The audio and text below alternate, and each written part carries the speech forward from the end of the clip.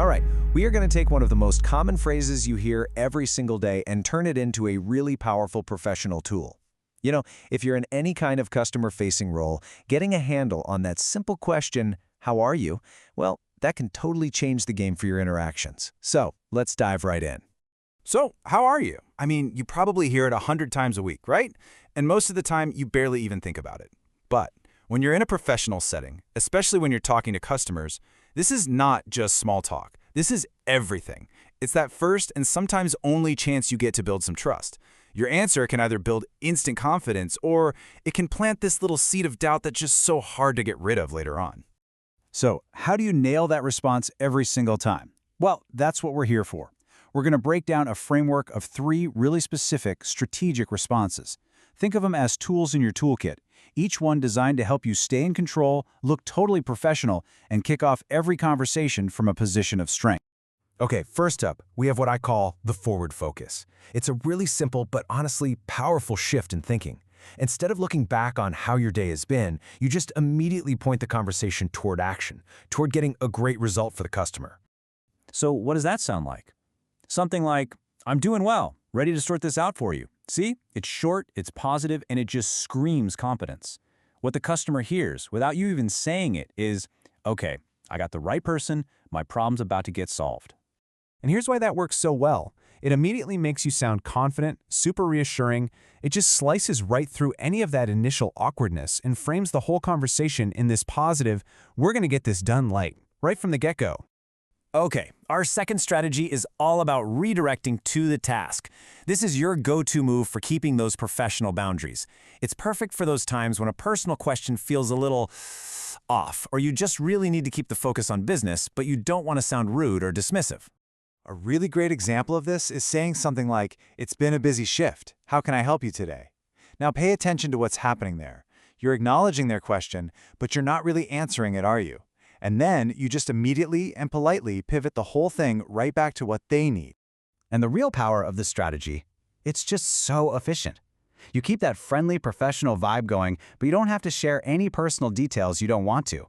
It's really all about protecting your own space while making it super clear that your focus is 100% on helping them. All right, our third strategy is probably the most nuanced one, and it's called be appropriately honest. I mean, let's be real. Some days are just tough, and pretending everything is sunshine and roses can come off as fake. This strategy is all about acknowledging that reality, but in a really controlled, professional way that, believe it or not, can actually build a ton of trust. So think about this one. A bit worn out, but I've got you. Wow, that is powerful. The first part, a bit worn out, that's so human, so relatable. But that pivot, but I've got you, that's a direct promise. That's commitment. And that right there is how you build some real, genuine trust. You know, the key here is all about balance. This approach builds that human connection for sure. But, and this is important, it is not an invitation for a complaint session. It's just a quick, honest statement, and you immediately follow it up with reassurance. That's what keeps the whole thing professional and on track.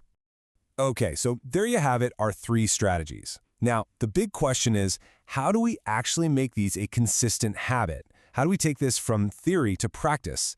Let's break down a super simple plan you can start using, like today.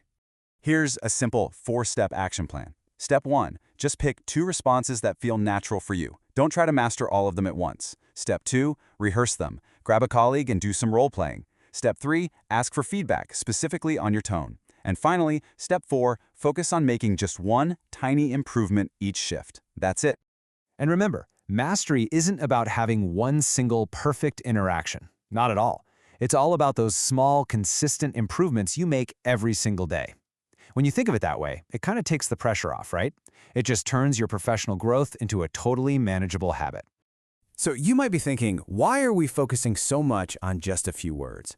Well, it's because this little bit of small talk can have a huge impact on your career.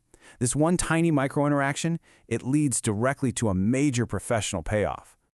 I mean, there's a straight line from your actions to the results you get. When you use concise, calm replies, you get smoother, more efficient calls. When you manage your opening tone, you get better control over the customer's emotions right from the start. And trust me, that kind of consistent practice, that's something supervisors always notice.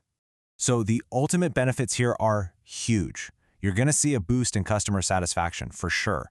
But more than that, you'll be actively showing off your high emotional intelligence. And that is what makes you stand out from everyone else as a controlled, capable professional. It's exactly the kind of thing that gets you noticed by leadership.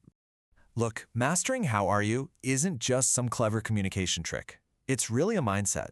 It proves that even the absolute smallest details of your job can be fine-tuned for excellence. So it kind of leaves you with a question, right?